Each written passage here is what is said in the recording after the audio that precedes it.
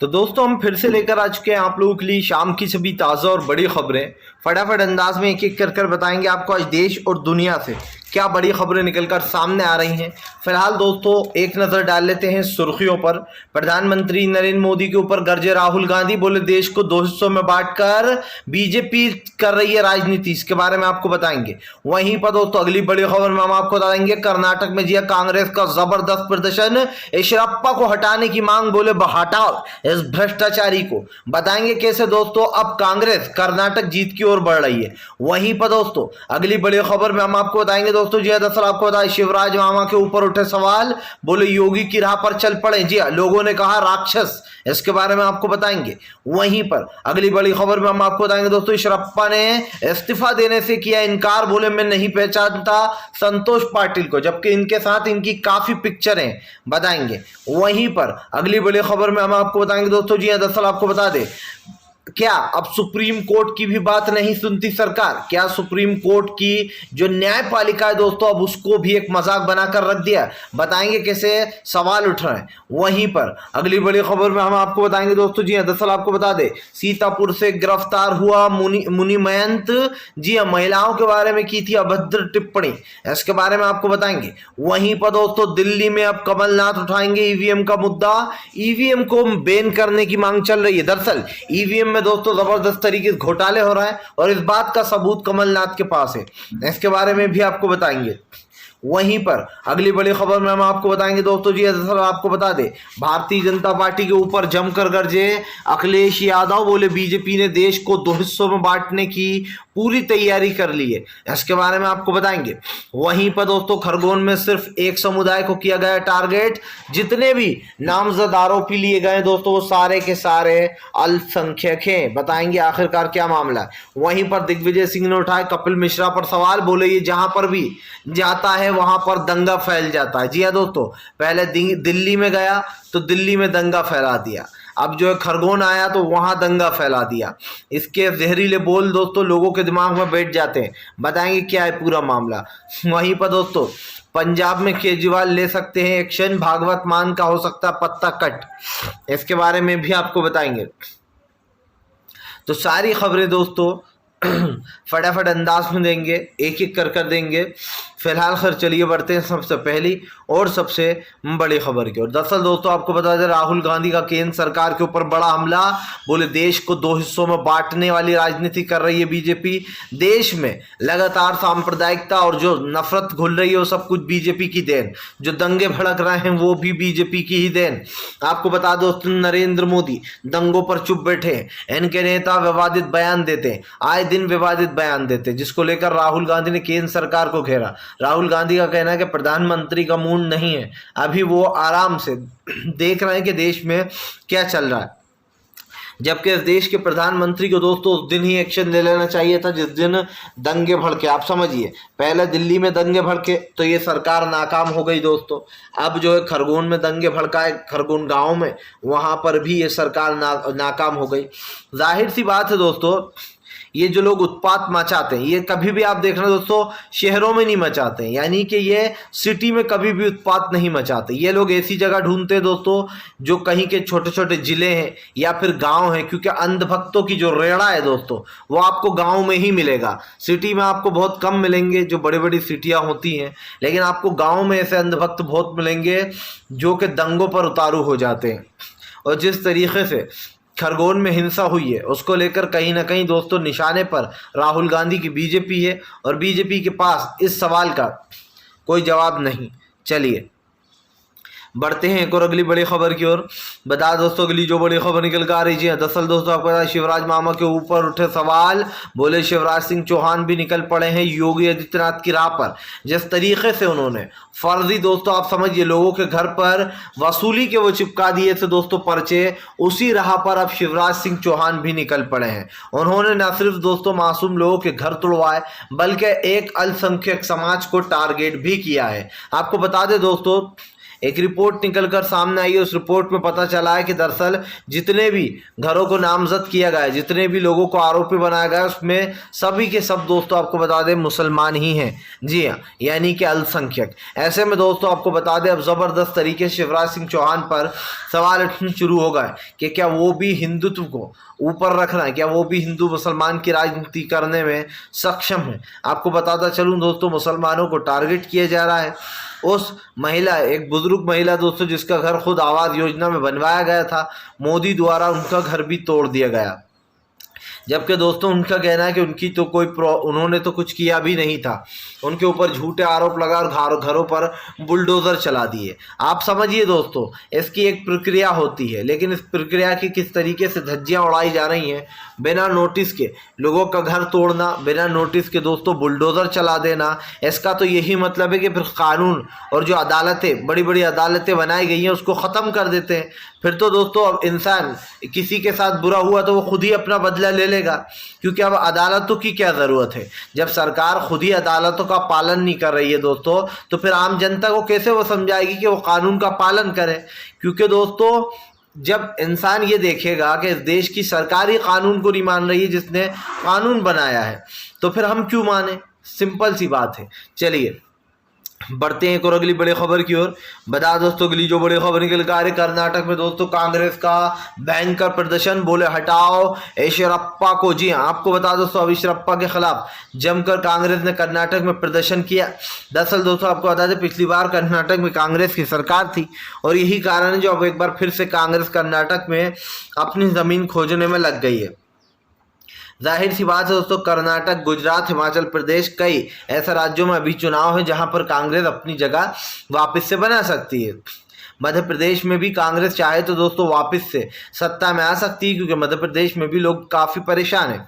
लेकिन सबसे बड़ा सवाल जो है दोस्तों वो अभी कर्नाटक का है। आपको याद हो दोस्तों, येदियुरप्पा के ऊपर एक आरोप लगा कि उन्होंने ठेकेदार संतोष पाटिल से 4 करोड़ रुपए का काम करवाया और उसके बाद उनके लोगों ने उस 4 करोड़ रुपए में से कंसेशन यानी कि हिस्सा मांगा, जिसके बाद दोस्तों संतोष ने येदियुरप्पा सरकार से मुश्किल में आकर, खैर अब येदियुरप्पा सरकार तो नहीं है, बॉम्बे सरकार है, क्योंकि वहाँ का वही मुख्यमंत्री है, बॉम्बे के नेतृत्व में दोस्तों ये सब कुछ हुआ। इसी के बाद संतोष पाटिल जो है उसने आत्महत्या कर ली 4 करोड़ के दबाव में, जिसके बाद दोस्तों आपको बता दें अब जो येदियुरप्पा है वहाँ का उसके ऊपर जो है यहाँ पर सीधी सीधी बात उठ रही है कि येदियुरप्पा को अपना वो देना चाहिए इस्तीफा। जी हाँ, उप मुख्यमंत्री येदियुरप्पा को इस्तीफे देने की जब मांग आई तो येदियुरप्पा ने इस्तीफा देने से साफ मना कर दिया। येदियुरप्पा का कहना है कि मैं इस्तीफा नहीं दूंगा, मैं जो है यहाँ पर संतोष पाटिल को नहीं जानता। सबसे बड़ा सवाल दोस्तों कि संतोष पाटिल के साथ येदियुरप्पा की कई पिक्चर हैं। अगर येदियुरप्पा संतोष पाटिल को नहीं जानते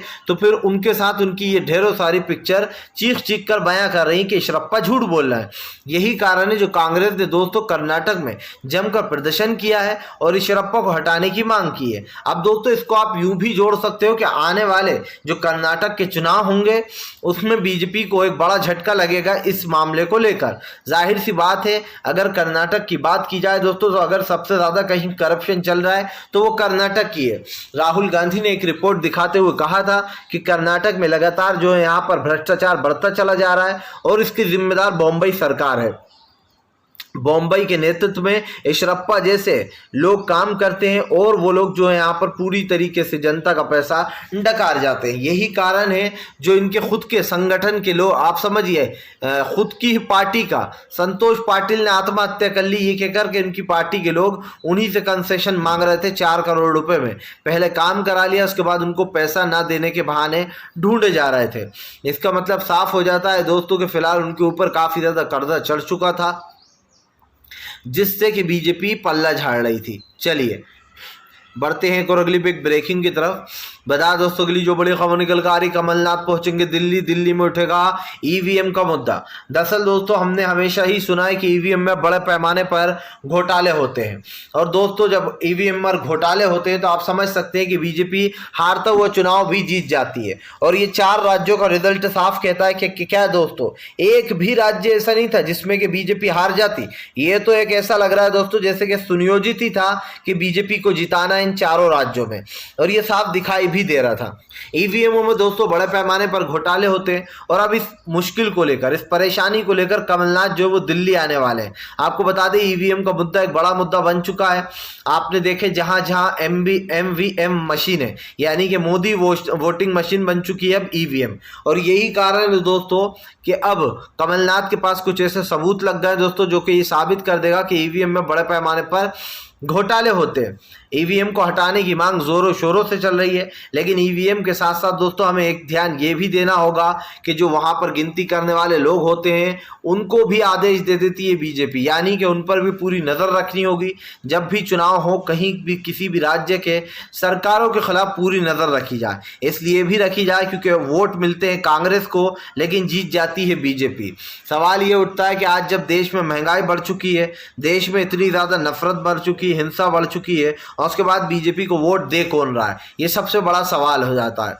और यही कारण जो अब कमलनाथ के पास कुछ सबूत आए तो कमलनाथ जी जो है वो दिल्ली आने वाले हैं इस मैटर को लेकर, और कमलनाथ जो यहाँ पर अपनी सरकार, हालिया सरकार से बात करेंगे कि ईवीएम का ये मुद्दा है, ईवीएम को बैन कराना चाहिए। आपको याद हो दोस्तों ईवीएम को बैन कराने की मांग आज से कई साल पहले बीजेपी ने उठाई थी।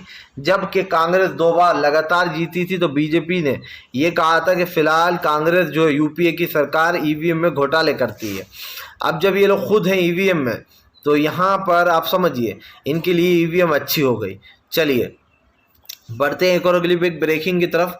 बता दोस्तों अगली जो बड़ी खबर निकल कर आ रही है दोस्तों, आपको बता सीतापुर से महंत बजरंग मुनि हुआ गिरफ्तार। गिरफ्तारी के बाद गड़गड़ाने लगा, बोले माफ कर दो मुझे। जी हाँ, आपको बता दें दोस्तों महंत बजरंग दनी ये लोग दोस्तों निकल तो पड़ते हैं लेकिन ये सोचते नहीं है कि इसका अंजाम क्या होगा।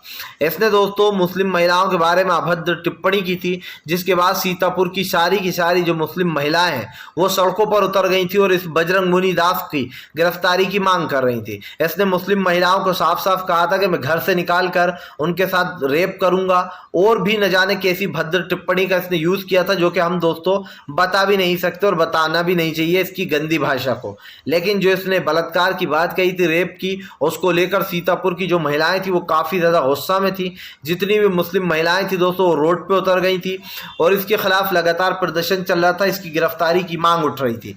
यही कारण है जो अब आपको बता दें दोस्तों सीतापुर में बजरंग मुनि दास को गिरफ्तार कर लिया गया है और इससे सीधे सीधे सवाल पूछेगा कि इसने ऐसा क्यों किया। अब जाहिर सी बात है दोस्तों कि थोड़े दिन दिखावे के लिए इसको जेल में रखा जाएगा, फिर इसको भी दोस्तों यति नरसिंहानंद की तरह खुले सांड की तरह छोड़ दिया जाएगा। बीजेपी को लगता है कि बस एक बार थोड़े से 10-20 दिन की जेल कराने से ये लोग सुधर गए हैं और उनको फिर से एक बार बेल दिलवा दी जाती है कि जाओ फिर से देश में जाकर उत्पात मचाओ। ये लोग दोस्तों गंदी नाली के कीड़े हैं और गंदी नाली का कीड़े को मजा गंदी नाली में ही आता है। आप कभी भी गंदी नाली के कीड़े को बाहर पटक देंगे तो उसको अच्छा नहीं लगेगा, वो वापस से उसी गंदी नाली में जाकर मुंह मारेगा। और बजरंग मुनि दास भी दोस्तों उसी गंदी नाली का कीड़ा है, ये उसी गंदी नाली से निकल कर आता है दोस्तों जहां पर आरएसएस और बीजेपी की पैदाइश हुई है। समझिए ये भी वही भाषा बोलता है जो बीजेपी के दिग्गज नेता बोलते हैं या फिर दोस्तों आरएसएस के लोग बोलते हैं।